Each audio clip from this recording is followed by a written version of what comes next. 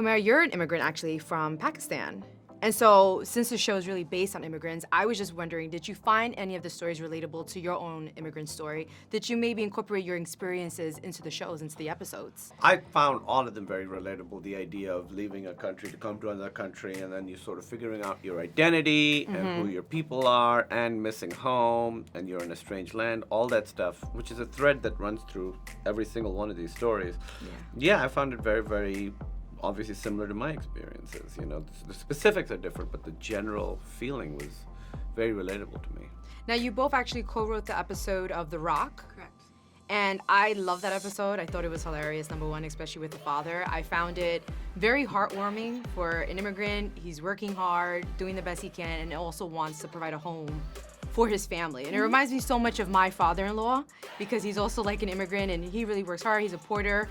And he has like these dreams just like that guy from the episode The Rock. And so why did you guys decide to co-write that episode? We just thought that when we were kind of going through the stories, that to me, it's quite funny. It's a perfect like kind of one sentence pitch for an idea for an episode. And I think overall we just kind of felt like it's relatable in that it's very small stakes for everyone but him and his family. The rest of the world doesn't care if he gets this rock off the property or not, but he really cares. And so it's fun. It's a story you kind of couldn't really make up. It's just a very kind of unique story of a man versus rock. Yes. And the metaphor is almost too obvious. Yes. Of like, you know, we all kind of have these insurmountable obstacles in our way sometimes that we can't do anything but, you know, we have to either fight the rock or you have to accept the rock. And no spoilers, but he kind of does a little of both. Now, my favorite part actually was the real life photos at the ending of every episode. How involved were the real life individuals? Well, not us directly, but the journalists that we worked with, the producers, interviewed them pretty extensively. Sometimes we'd be working on a story and we'd run into a problem and we'd contact them again to get more feedback on, you know, hey, how did it feel going through this? What was this like? What was that like? And it was really led by the subjects themselves. Like if they didn't want to be involved, then that's fine too. If they did, a few of them visited set.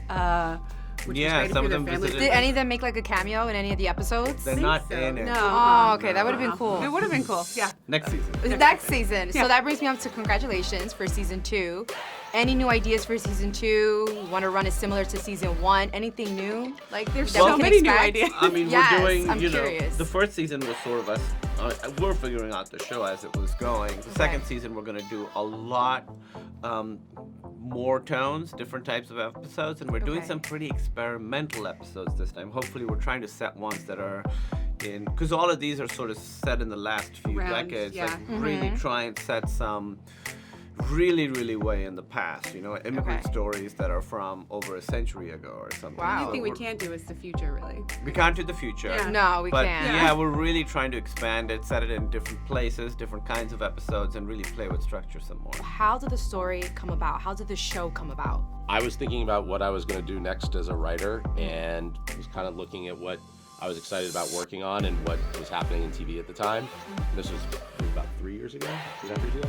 And one of the inspirations was Master of None. There was an episode in season 1 called The Parents, and it was about the immigrant experience, and people loved it, and I loved it. My father's Israeli, and I thought, what if there was a show where every episode could feel like that? And I got in touch with this guy, Josh Behrman, and said, what do you think about this? And he said he has a company, and with their journalists went all around the states and started collecting stories for these first-person That's photo what I was essays. wondering, actually. Yeah. Like, how did you find these stories? I mean, I'm a journalist, so I go out and find stories all the time, and I have a company that takes journalism and develops it and then also works on adaptations, like in this case.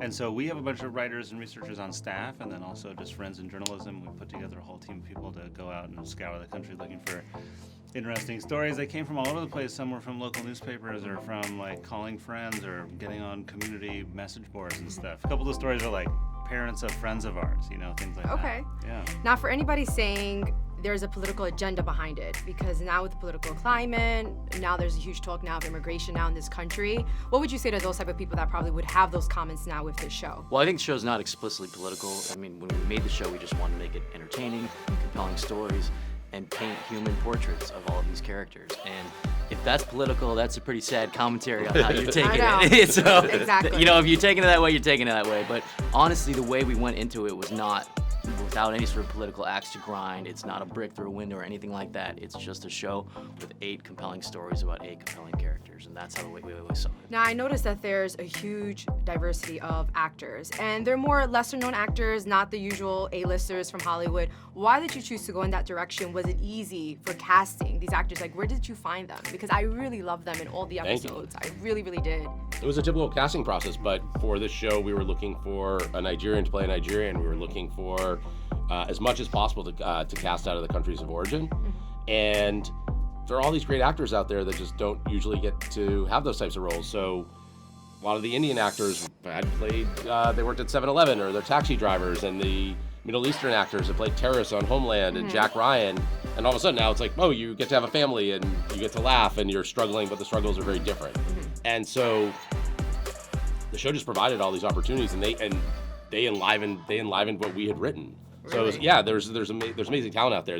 Yeah, They, you know, you they're just always have to kind find of, them. they were Yeah. like Exactly. 15th on the call list, and we were making them number 1. Yeah. That's One of the nice. actors said this is the first time he had a bag of groceries that didn't have a bomb in it. That's good. That's basically, refreshing. Yeah. basically what happened in the show. And you know, it's a process of just going deeper and keeping that search on and finding the right person for the role. And I love that it helps the show in my opinion, because it's not recognizable faces, and it kind of lets you immerse yourself in the world even more. Now, as far as the authenticity for each episode, that you have different writers and different directors for each episode to convey that story, because all the stories are very unique in its own way. As much as possible, we tried in the first season to have writers from the countries of origin or the directors from the countries of origin as much as we could.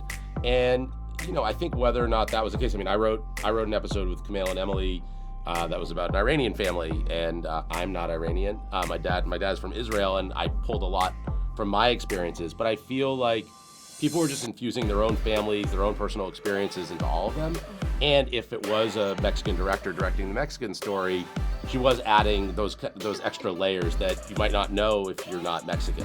Okay. But we also had cultural consultants, we had dialect coaches. You did, okay. Yeah, the actors would kind of say, oh, you know, my family would do this, and we would kind of rearrange things. We did a ton of research. We were going back to the subjects all the time saying, what was your house like? We had pictures to go off of. So as much as possible, we were really trying to make it feel as Real. lived in. Yeah, lived in, real.